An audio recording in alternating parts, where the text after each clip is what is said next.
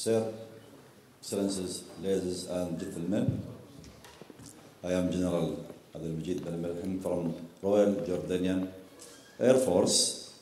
It's my honor to be here to speak about a subject. It's a new subject, and I hope to bring all my ideas and my thoughts and keep you waking up after as a last speaker on this day.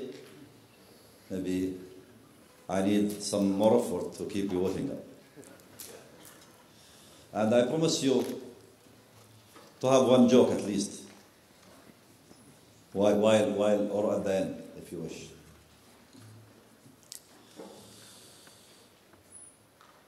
Deterring hybrid and asymmetric threats.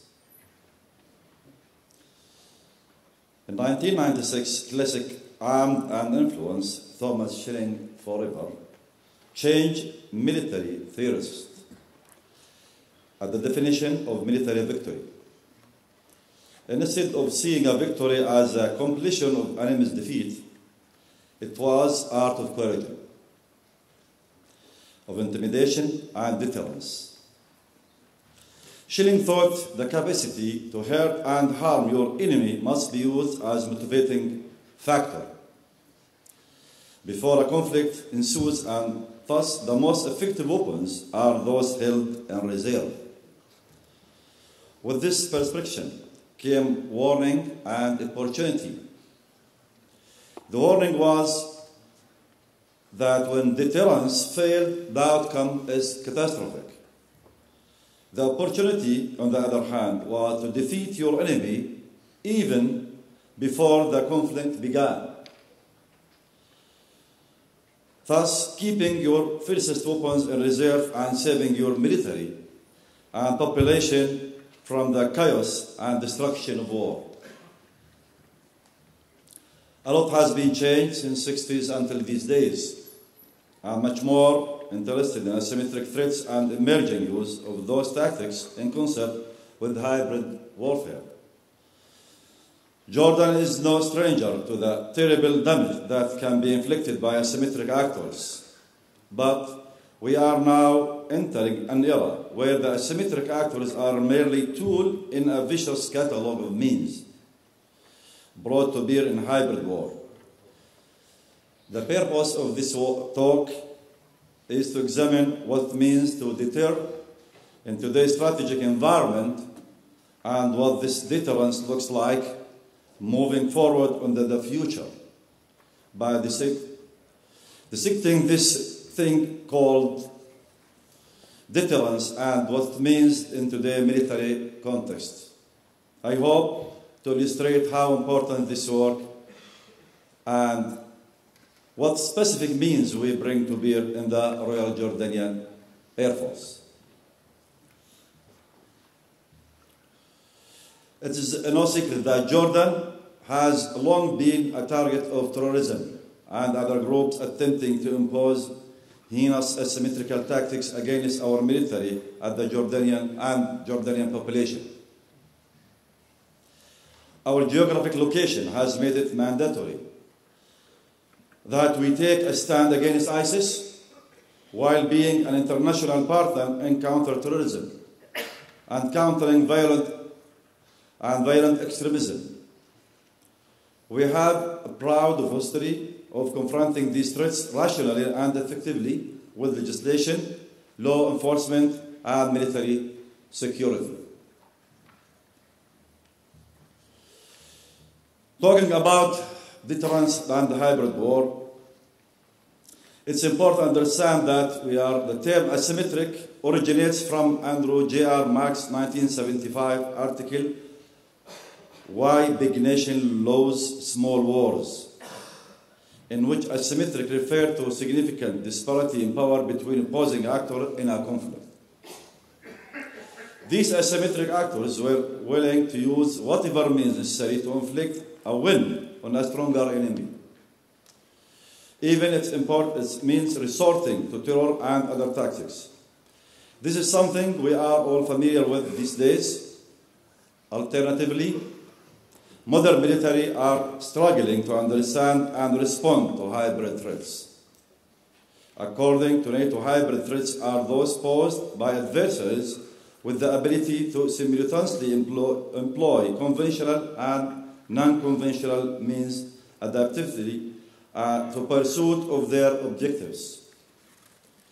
Just as Skilling suggested, the most effective weapons are those held in abeyance. Hybrid tactics turn this prescription into health. How do we enact deterrence? This dangerous hybrid military strategy has gained vogue in recent times, especially by regimes looking to meddle with the international order while possessing limited conventional capability or international legitimacy.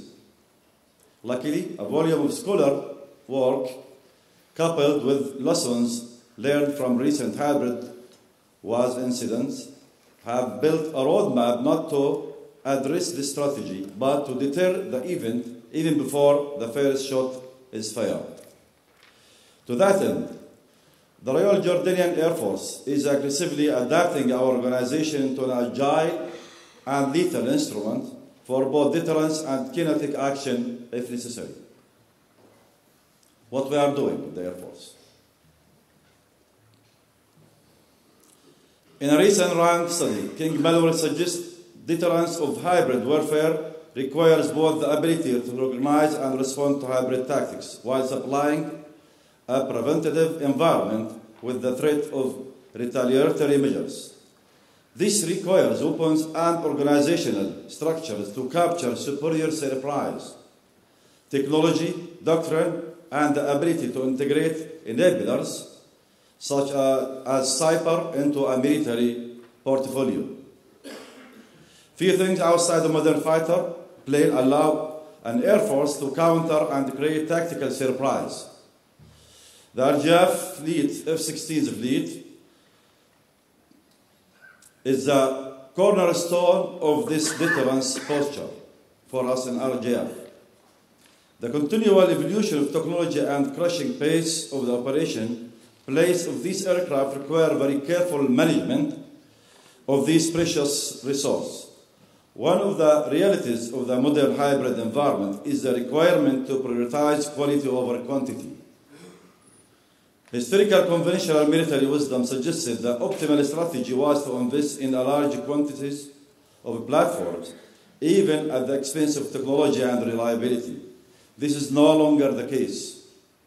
The need to master surprising cross-domain counter prioritize adaptability and flexibility to address an ever-maneuvering and changing threat. This adaptability requires multi-role fighter capable of carrying large quantities of different weapons to quickly find and fix and destroy a variety of targets. To this end, the RGF committed to both reorganization, recapitalization, and restructure of the F-16 fleet to make it modern, flexible, and lethal, sovereign, and deterrent, and viable addition to any correlation. The next imperative in hybrid is technology.